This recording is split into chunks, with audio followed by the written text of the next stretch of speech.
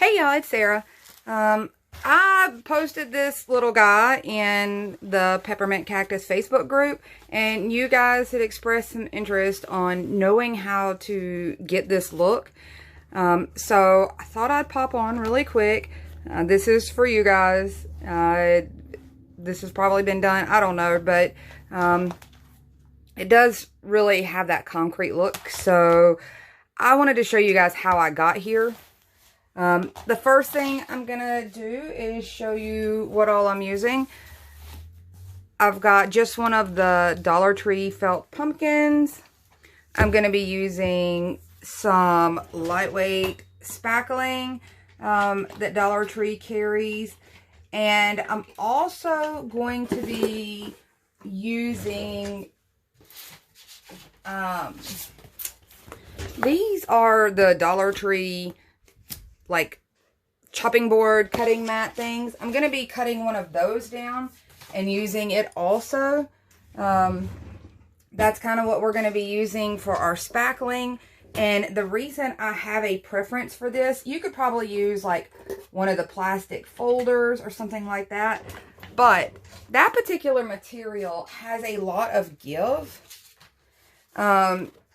for dragging this material across, especially on surfaces that are not as hard as your wall. So I didn't do anything special or particular. I just cut down a piece right about handheld size, and that was pretty much it. They also are pretty easy to clean off too, so you can reuse them. I just wanted to show you what I was doing to make this little thing. So the first thing I'm going to do is, we're going to be using some paint too.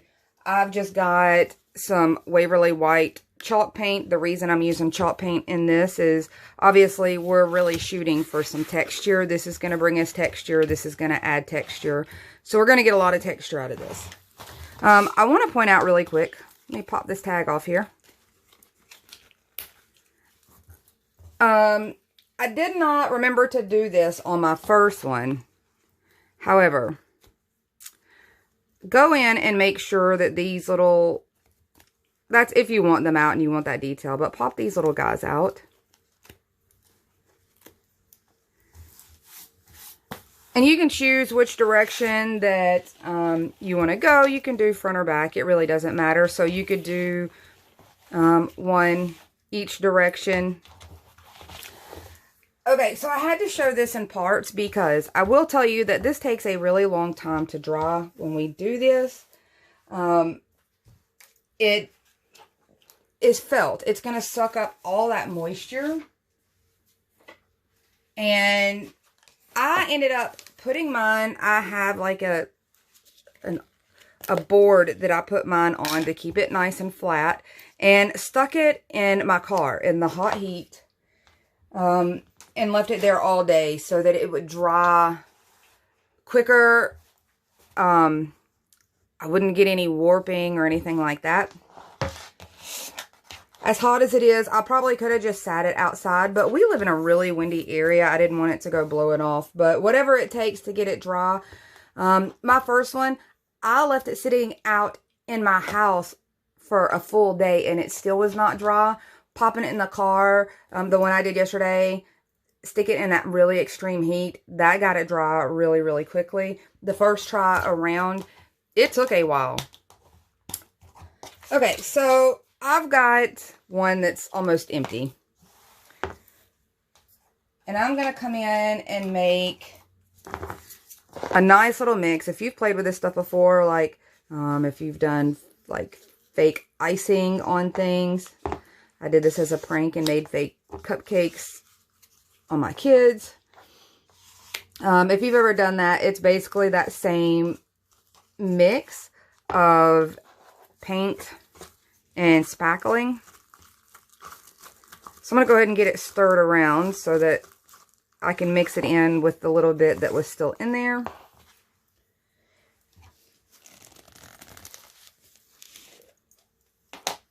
And I'm doing this in white. The reason that I'm not mixing an actual color in it is because that lighter base color, I could have very well used my colors in it and gotten a tint to this mix. But that white showing through is kind of what gives us the highs and lows of this look.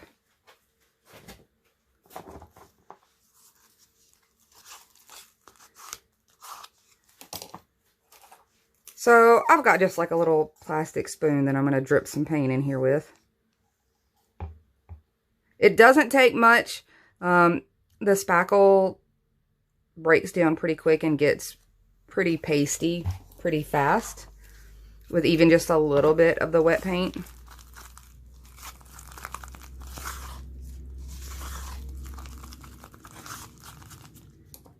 And I'm going to pop just a little more.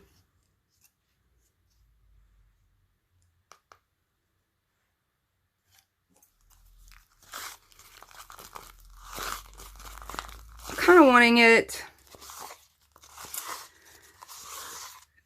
almost a sour cream kind of consistency. So I'm going to grab a plate. And the reason I'm going to put it on the plate is it does make it easier to spread using the least amount possible. Just going to take my little thing. If you've seen me do the faux brick tutorial, you've already seen me do part of this. So, you know what? Let me put down protection. This stuff is, the spackling is a little harder to clean up, guys. If it gets dried onto your surface, keep that in mind. Usually I will paint right on this desk, but the spackling does dry a little harder.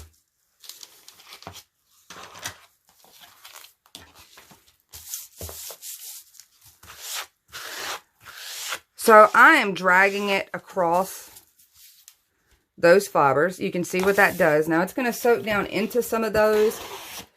And the heavier you get it, the more texture you can make. Like you can get kind of these drag marks.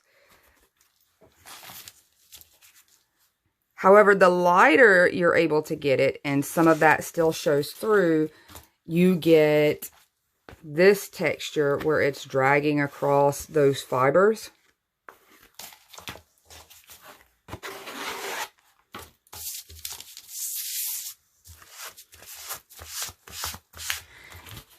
And it took me probably a whole can of the spackling, but it's $1 for one of these 6-ounce containers. So it's a $2 project. It's a good way though to get a little experience playing with spackling as a texturizing product.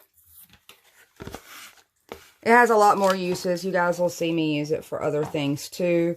In different mixes and consistencies to get different kinds of texture.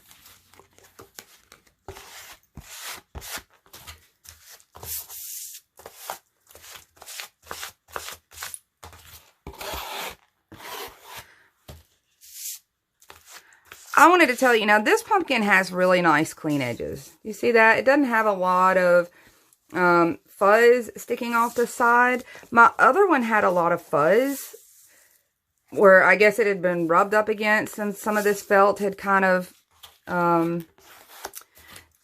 strung itself out along these edges. So I just took a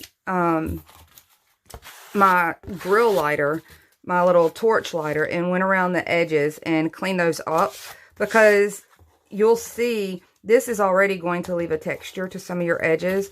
And when it attaches to those strings, those fuzzy strings, it's a little harder to clean those edges up.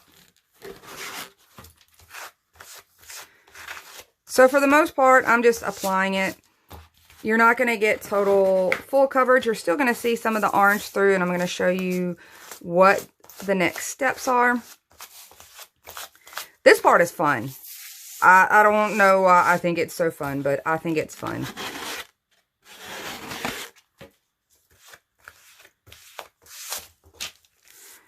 So I keep trying to like come underneath and pull that back up where I'm not wasting any.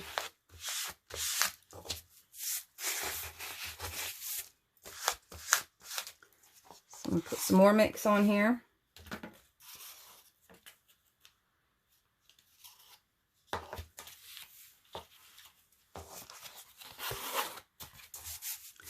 And you can kind of see there where I've got like those start and stop lines. The more you do stuff like that, the more visual variance you're going to have in this, where if you stay smooth, it's going to look like concrete. The more you do it like this, you kind of get a stucco plaster kind of look. So I can show you that going all the way down. The smoother I did that, that's going to give you a more concrete look. And when I swoop it around and go different directions, that's going to give me more of that plaster surface look.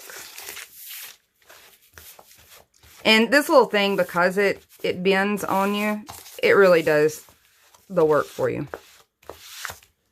You don't have to be careful with how you pull it, because it's not gonna pull hard enough to mess up any of your look.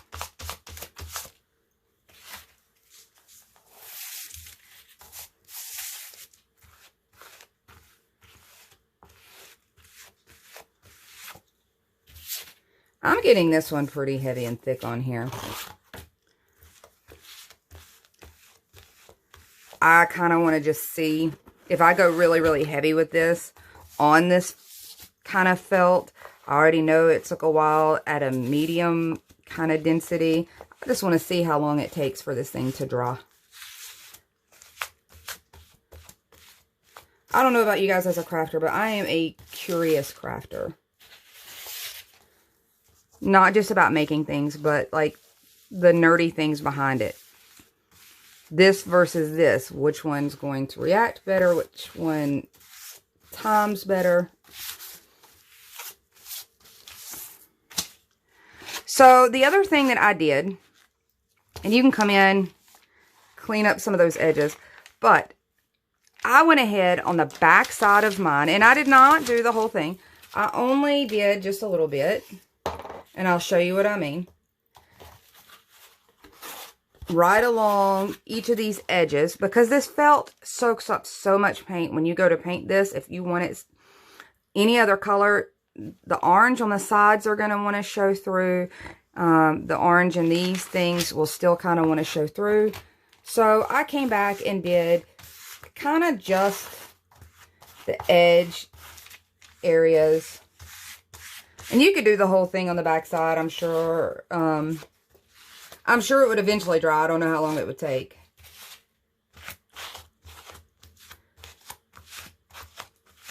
And I will say the drying time could depend on my weather circumstance. I am in the South. We are in hurricane season, rain, those kind of things. So that may have factored in on how long it took for this to dry for me. So you'll see what I mean. On these areas down here, I just kind of went all the way around. I went up along here. Now, once you decide how your texture is going to be, and I've pulled some of mine off, clean up your little edges the best you can. Mostly right here in these like really sharp spots. Can you see that where it's collected? Just take your little thing and go in, and you have a nice smooth edge. I'm going to smear this out and put it to the side and show you what it looks like when it's dry, and you'll see what we're going to do to it next. If I can put it to the side without making a total mess.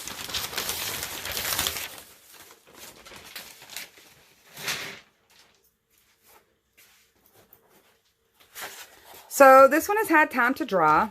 You can see that it is much stiffer. Here is what I wanted to show you about.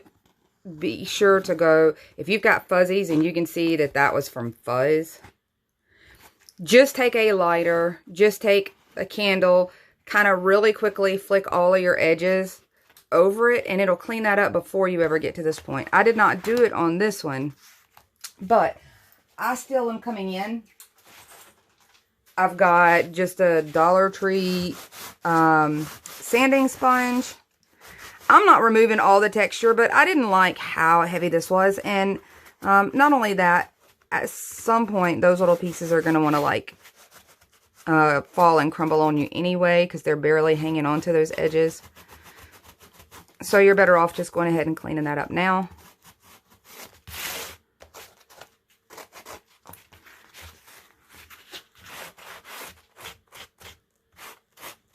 And you can see what I mean about the orange still showing through.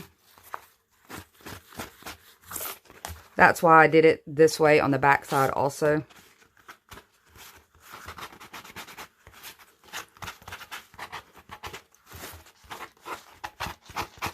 And you'll just go around. I'm going to touch up all of these, try to clean up all of these so they look really nice. The other way that you can do it, if you're struggling to get this down in the edges, you can use a nail file or just come in with a craft blade and kind of scrape it down. And you can see it's not that hard, it's just actually getting to it. But as easily as that kind of flicks off, it stands without reason that even once you got this painted, that would want to flick off on you and you'd have a mess every time you moved it around. So it's better to go ahead and just do the cleanup. So I'm going to finish this, and I'm going to grab my grill lighter so that I can try to burn off those last little fuzzies. And I'll be right back. Okay, so I have sanded down everything I could sand down. You can see that I still have a little bit of the fuzzies sticking out. I'm just going to go in really quick and shrink those up around there. You've probably seen this done with twine and rope and that kind of thing. I got most of it off, but there were still just a few little scragglers there that I didn't want to have pick up my paint material. So the next thing that I want to give you a tip on doing just before you start painting is, we've sanded down the sides. Go ahead and sand your surface just a little bit. That way any loose pieces that are liable to pop off on you, most of your fallout has already occurred while you were sanding your edges, but go ahead and do your surface a little bit. And now to the fun part. So I'm just going to bring out my Waverly White chalk paint.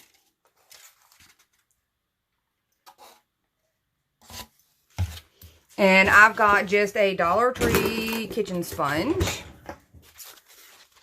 I'm going to cut it in half. So now I have two sponges. And the first thing we're going to do is we're going to put, we're going to make this entirely white. That way there's no orange peeking through. If you like that look, that's cool too. And you'll see why I'm using the sponge instead of a brush. It just goes right on there. This sponge is pretty durable, so those cracks are taking that paint. All that texture is taking that paint.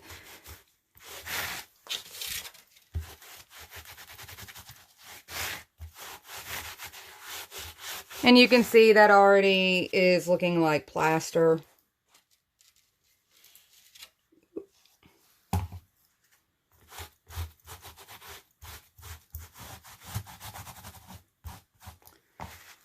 If you've got any orange edges still kind of peeking out at you, try to hit those.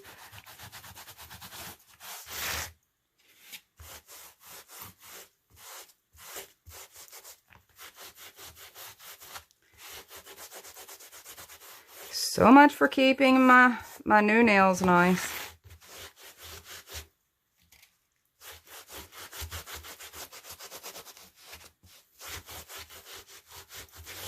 Okay, so I'm going to finish this and let it dry. And then we're going to add that kind of multi-tone concrete look. So let's hurry up and jump to that.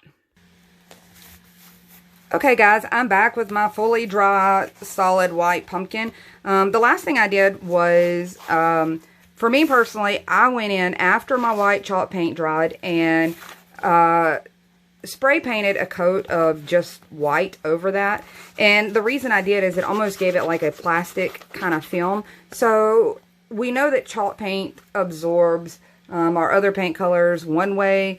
This plasticky kind of surface that I gave this now will have the paint kind of float in different spots rather than suck those pigments straight in. The reason I didn't suggest just going straight in and spray painting it is because all of that material that we put on there, including the felt, the spackle, all of that is really absorbent. You would have had to use a whole can to spray paint it and get really good coverage. So the chalk paint kind of gave me a base. You could probably do the same thing with Mod Podge, maybe. Or you could just try it straight to your chalk paint. But the chalk does really absorb your paint pigments. And I'm going to be watering mine down. So I'm going to be using this Waverly chalk paint and Elephant. And I'm not even going to need very much. I probably could just use it out of my lid. And I've just got a spray bottle of water that I'm going to keep handy. I'm going to be using my sponge again. And I'm going to go ahead and moisten my sponge a little bit for this. This is not foam core, so we're not having to panic about moisture issues. I am getting low on my Elephant, as you can see. I'm going to make sure it's fairly saturated. I want it to take it in different ways. So all I'm going to do is just kind of start sponging this on, and you can see that it's going to take that in different ways each time. This time I'm not wetting it down. I'm just going to go in with straight paint. My sponge is now good and kind of moistened up, so I can really smear this around. There we go already with my fingerprints. Wow, I really am low on this. Just going to scoop that out there. Whoop.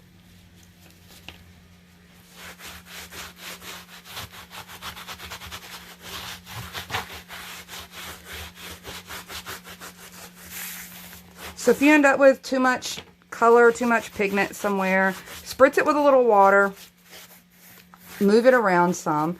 I'm making sure to do my edges too so that they're finished.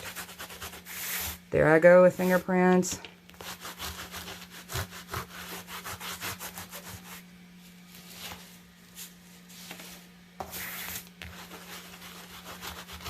And this really is so easy, and it's probably been done. It's just since you guys had asked if I would show you what I did on mine, this is what I did. And after I did the first one, I wanted to have a matching set anyway. So here y'all are crafting another one with me.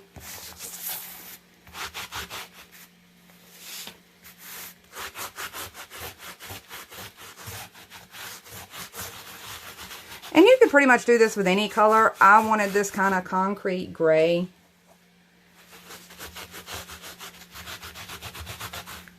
It kind of gave me stepping stone kind of vibe, or maybe a plaster wall hanging kind of vibe. And the cool thing about this is that this would be a really interesting addition to a wreath because it is easy to attach. And it's a lot more firm now than it was as just a little felt piece.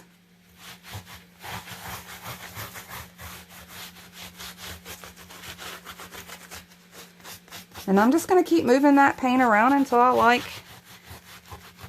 where it is settled down in all those cracks and crevices, and make sure that I don't have any white spots showing through. I'm not keeping any pattern. And my little paint swooshes kind of work in with the texture, the swooshes and the textures. And this part right here does not take very long to dry once you're done with it. I'm going to clean my fingerprints off here and bring the other one in so you can see what it looks like. This gray comes out, so in the bottle it looks like a nice dark gray, and it does have gray tones to it. But when you dilute it, it also has a lot of brown undertones. So you're kind of getting 2 for 1 in your color. You're getting those beigey tan browns and some of that gray. It's really interesting how that plays with your eyes. So I'm going to continue to go over this until I get all my little crevices filled so that they're nice and dark. The more pigment I pile into those little cracks down there, those little texture portions, the darker shades, the more they're going to pop out. So after this coat dries, I'm going to come in and do it again, and I'll have this as my result. And now I have a matching set, and if you notice, I made sure when I did the set that their stems, I did the front of one and the back of one, so I'd have a set where their stems went a little different from each other. And there you go. I hope it gives you some ideas. It was really fun to do with these. I'd already done several other things with them. So, it was pretty cool that I get even another use out of this. And, I've gotten 1, 2, 3, 4 projects out of that one felt pumpkin. So that's a pretty good investment if you ask me. You'll be seeing the 4th project out of that here shortly. That video will be going up. It is a dupe of another product that I found on Pinterest. So be looking out for that. And I hope you guys get a chance to do some crafting.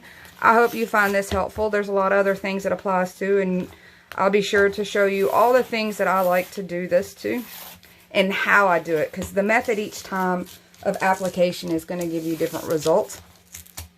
So next, be looking forward to some Halloween style decorations. So I'll be back with you soon. Bye.